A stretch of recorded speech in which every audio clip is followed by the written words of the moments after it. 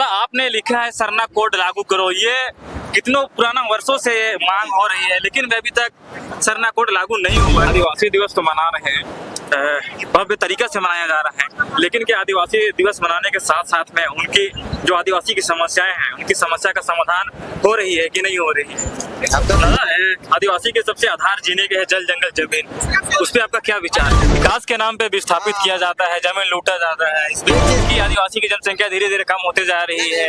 आदिवासी की सबसे बड़ी समस्या क्या है, तो उस पर सरकार को ध्यान देना चाहिए। और आपने लिखा है दलाल आदिवासी, मतलब इससे क्या कहना चाह रहे हैं? क्या है हो गया 1947 में, अभी 2026 आ गया, लेकिन भी अभी भी आदिवासी अपनी छोटी छोटी मांगों के लिए रोड पर उतरना, धरना देना। सभी को जोहार, नमस्कार। आप देख रहे बात एक, मैं हूं सुमित पन्ना। इस वक्त मैं हूं रांची के मोराबादी ग्राउंड में। आज 9 अगस्त विश्व आदिवासी दिवस मनाया जा रहा है। ये जो हमारे साथ में दादाजी खड़े हैं, ये चित्र के द्वारा ये कई चीजों को इंगित कर रहे हैं। ये आपको देखने में नॉर्मल लग रहा होगा, लेकिन इसकी मांगे, ये इसकी दर्द आप कई वर्षों से तो पेंटिंग देख रहे हैं। आप इसे समझने की कोशिश करना होगा कि चित्र कहना क्या चाह रही है। दादा से हम बात करते हैं। दादा, आपने लिखा है सरना कोड लागू करो, ये कितनों पुराना वर्षों से मांग हो रही है, लेकिन अभी तक सरना कोड लागू नहीं हुआ है। इसके पीछे क्या रीजन, क्या मंशा है?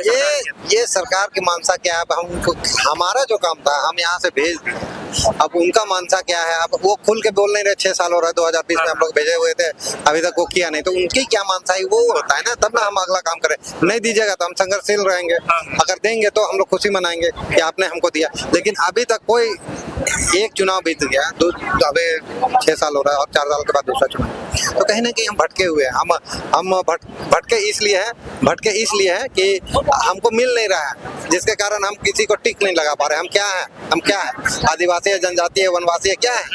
हमको तो अभी वनवासी बोल देता है, कभी जनजाति बोल देता है। चलिए जनजाति तक ठीक है, लेकिन आप वनवासी बोल देते हैं, कभी सरना सनातन एक बोल देता है। कहीं ना कहीं कुछ ना कुछ गड़बड़ होते रहते हैं। तो इसलिए हमको एक सरना कोड मिल जाएगा तो हम क्लियर कट है कि हम सरना है, ये इसमें टिक लगाएंगे, ये टिक लगाएंगे। तो जिस चीज के लिए हम मांग कर रहे हैं, ताकि हम अपना जो पहचान है उसको आप किसी में और हम यही नहीं करें, ये नहीं बोल रहे भैया। ये आपके मन में कैसे आया कि हमको इस तरह से करते हैं ताकि लोगों को आकर्षित हो, ध्यान दे? कैसे दिमाग में चला? ये देखिए, अब यहाँ सारे कुछ है, आप तो उनको नहीं टोक रहे, क्योंकि कुछ यूनिक कीजिएगा तब कोई आपको एब्जॉर्ब करता है, चाहे आपको देखने। अभी क्या है कि आप जैसे मान लीजिए कटअप, हेमंत सोरेन सरकार, वो कटअप बड़ा लगा, वही छोटा सा रहता तो कोई ध्यान उस पर नहीं देता। तो इसीलिए कि यूनिक कीजिए, आपको आदमी पहचान है। दादा, आदिवासी दिवस तो मना रहे हैं, भव्य तरीके से मनाया जा रहा है, लेकिन क्या आदिवासी दिवस मनाने के साथ साथ में उनकी जो आदिवासी की समस्याएं हैं, उनकी समस्या का समाधान हो रही है कि नहीं हो रही है? अब तो ये तो देखिए, हर समस्या का समाधान एक ही बार नहीं होता है, धीरे धीरे ही होता है। लेकिन कब रहा कि आप सरकार पे ये बात आती है कि हमने क्या क्या किया, ये एक कार्ड रिपोर्ट हर साल देवे, जो कि हमको लगता है देते हैं। अब उसमें कुछ सवाल है जो हम इसको 50 मतलब 100 में 50/50 देते हैं। दादा, आदिवासी के सबसे आधार जीने के है जल जंगल जमीन, उस पर आपका क्या विचार है? उसमें क्या विचार, जो है वो हमारा है, उसके बिना अधूरा है। आप ना आप है ना हम है। जल जंगल जमीन मतलब वायु, अग्नि और आपका वाटर। विकास के नाम पे विस्थापित किया जाता है, जमीन लूटा जाता है। ये चीज देखिए, हम तो यही बोलते हैं कि आदिवासी के लिए विकास विनाश दोनों से। विकास किसका हो रहा है? बड़े लोगों का हो रहा है। विनाश कौन रहा है? ये निचले तबके के आदिवासी लोग जो जंगल में लाखों वर्षों से रह रहे हैं, उनका होता है। कहीं देखे हैं कि शहर में कोई बड़ा मॉल बन गया, उसको धंसा के फिर दोबारा बनाए? नहीं बनाए। क्यों? क्योंकि जानते हैं कि इसमें नहीं हाथ डाल सकते। लेकिन यही शहर में ही देख लीजिएगा, कहीं झुकी झोपड़ी हुआ, नहीं घर मजूरा है, ये बनना है बोल के धंसा देता है। लेकिन वो नहीं करता है, जब जो बड़े अभी भी मॉल बने हुए। लेकिन हमारा यही कहना है कि जो हमारे, आप गांव में चले जाओ, यहाँ के जो गांव में चले जाओ तो सबसे ज्यादा हम वहाँ बसते हैं। लेकिन वहाँ क्या करते हैं, टोला में बसे रहते हैं, जिसके कारण हम लोग एकजुट होते हैं, लोग टाइम लग जाता है। तो जिसके कारण इन लोग को, दलाल लोग को टाइम मिल जाता है कि यहाँ पे क्या करें। तो जैसे खनिज मिलता है हम लोग को हटा देता है। जैसे अभी भी हम लोग का चांडिल डैम हुआ, रेम्स 2 हुआ, HSC हुआ। देखिए HSC में तो अभी तक किसी को मिला नहीं था। जमशेदपुर का जो चांडिल डैम है वहाँ भी नहीं मिला, तो विस्थापित है। यही वजह है कि आदिवासी की जनसंख्या धीरे धीरे कम होते जा रही है। इससे उसको कोई लेना देना नहीं है। यही तो जनसंख्या कम होने का बहुत सा रीजन है। यहाँ का पलायन हो जाता है, जवानी में दारू पी के मर जाता है, छुआ एक एक को करवाता है, तो ये सब कहीं ना कहीं वो कम होने का रीजन है। दादा, आपके अनुसार से अभी जो फिलहाल में करंट में सबसे आदिवासी की सबसे बड़ी समस्या क्या है, तो उस पर सरकार को ध्यान देना चाहिए? पहले तो सब आदिवासी मोहल्ला में दारू बैंड, अच्छा, दारू बैंड, उसको उच्च शिक्षा के लिए प्रोत्साहित करना। जी, उसके बाद हमारा आदिवासी को मूलभूत सुविधा उसको प्रदान करें तो ऑटोमेटिक है। और हमारे जो युवा पीढ़ी है उसे हम निवेदन करेंगे कि जो ये रात भर जो हम अच्छा, ये बहुत सुंदर बात आप याद दिलाई, रात भर जो जतरा करता है इसको भी बंद होना चाहिए। अच्छा, आपका कहना जतरा बंद होना? जतरा करने का, हाँ, रात का जतरा बने मतलब 10 बजे तक वो जो हमारा सांस्कृतिक है वो नाच गान के कंप्लीट करता है। उसके बाद क्या करता है, कलाकार के द्वारा ये करता है, वो आपका गान करता है, जिसके कारण बहुत सारे वीडियो देखे होंगे कि हमारे जो युवा पीढ़ी के लड़का लड़की दोनों तिरक रहे, नाच रहे, उसको पढ़ाई से कोई लेना देना नहीं। तो ये चीज हम कहना चाहें कि पढ़ाई में भी ध्यान दीजिए और दारू हरिया से दूर रहिए, ताकि हमारा जो आदिवासी समुदाय और आगे बढ़े। बहुत सा ऐसे आदमी लोग हैं जो कि इस मुहिम में शामिल है कि दारू छोड़ो, हरिया छोड़ो। इससे सरकार का भी ध्यान है, इसमें नहीं है वैसे ध्यान है, लेकिन हमको जागरूक होना होगा ना कि हम क्या करें। दादा, और आपने लिखा है दलाल आदिवासी, मतलब इससे क्या कहना चाह रहे हैं? क्या ये एक पेंटिंग है, जो एक साइड दलाल है, नदी है, उसके बाद आपका ये आदिवासी है जो लड़ रहा है, तो वो अपना जमीन बचाने के लिए तत्पर है, दलाल चढ़ने के लिए तत्पर है। ये दर्शा रहा है कि यहाँ दलाल लोग तैयार है तो हम भी तैयार। अगर दलाल लोग हमारे जमीन को छीन रहे हैं, जो विस्थापित कर रहे हैं, उसके लिए भी हम तीर धनुष बन के तैयार हैं।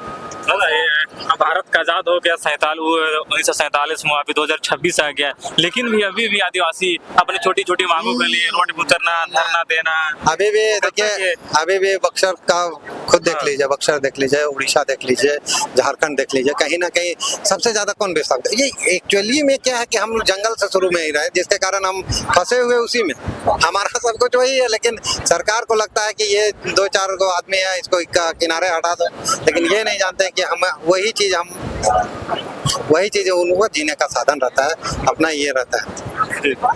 इसीलिए वो नहीं उजाड़े हम लोग को, ताकि हम लोग अपना वहाँ खुशी खुशी जीवन यापन कर रहे हैं। हमको तो कोई दिक्कत ही नहीं लगता है कि सरकार जो है वो सरकार क्या बोले कि उसको ध्यान देना चाहिए कि हमारा जो आदिवासी जो हमारे जंगल में रहते हैं उसको कोई दिक्कत ना हो, क्योंकि हम लोग शहर से कोई लेना देना नहीं रखते है ना, सुविधा के लिए। लेकिन उन लोग के तो है, तो वो चीज़ हम लोग के लिए है, तो वो चीज़ करना चाहिए।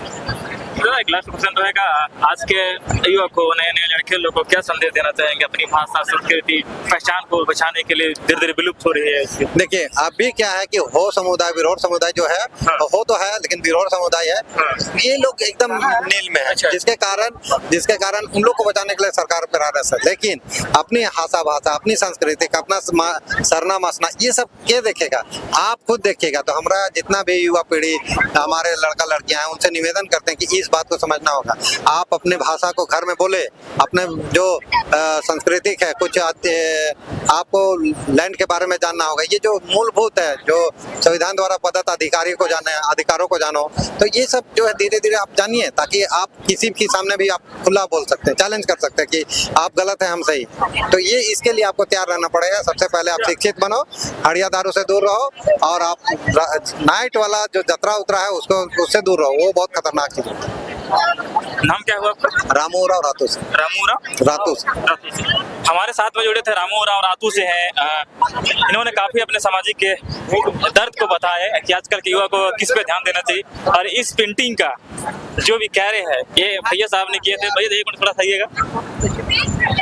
आपके दिमाग में दादा कैसे आया कि हमें ये पेंटिंग करना है और ये हमें लोगों को इंगित करना है, दिखाना है? आइडियाज इस तरह से आते रहता है कि अगले बार भी जब सरोल आया था उस टाइम भी पेंटिंग वगैरह किया, तो उस टाइम क्या था कि उस टाइम हम दिखाने की कोशिश किए थे कि मतलब धुआं आजकल बहुत ज्यादा हो रहा है, पॉल्यूशन आजकल बहुत ज्यादा हो रहा है। एक साइड मैंने उसमें दर्शाया था कि फैक्ट्री वगैरह, गाड़ी वगैरह से बहुत ज्यादा पॉल्यूशन हो रहा है, पेड़ काटा जा रहा है। एक साइड पेड़ उड़ बना दिए थे ताकि ऑक्सीजन हमसे मिलता है। इसे हम बताना चाह रहे थे कि पेड़ जंगल जमीन है तो ऑक्सीजन मिलेगा, नहीं है तो कुछ भी नहीं है, प्रकृति में ही सब कुछ है। दादा, इतना सिस्टम अंधा हो गई है कि बहरा हो गई है, जो कि आंदोलन धरना देने के बावजूद भी नहीं सुन रही है। इस तरह के शरीर में पेंटिंग करके दिखाया जाना पड़ रहा है, कितना मतलब दयनीय स्थिति आ गई है। कहीं ना कहीं हमारे सरकार को भी नहीं दोष देंगे, इसलिए क्योंकि हमारी जनता भी बस अभी अब जैसे ही जमाना अपडेट हो रहा है, हर कुछ आज पहले क्या होता, पहले का आदमी लोग कुआं बाल्टी से पानी भरता, अब क्या है बटन बस दबाओ। तो हर कुछ में अब थोड़ा सा जनता को भी इस चीज में ध्यान देना पड़ेगा और सरकार भी करेगी और करना चाहिए उनको भी, तो दोनों को ही इसमें ध्यान देना पड़ेगा। भाई साहब का कहना है ये केवल हमारी गलती नहीं मानेंगे, हमें अपने लोगों को भी जागरूक होना है और खुद से सुधार करना है, उसके बाद में ही हम सरकार को बोल सकते हैं सुधार हमसे शुरू होगी। पहले फिलहाल के लिए इतना ही, धन्यवाद, जोहार।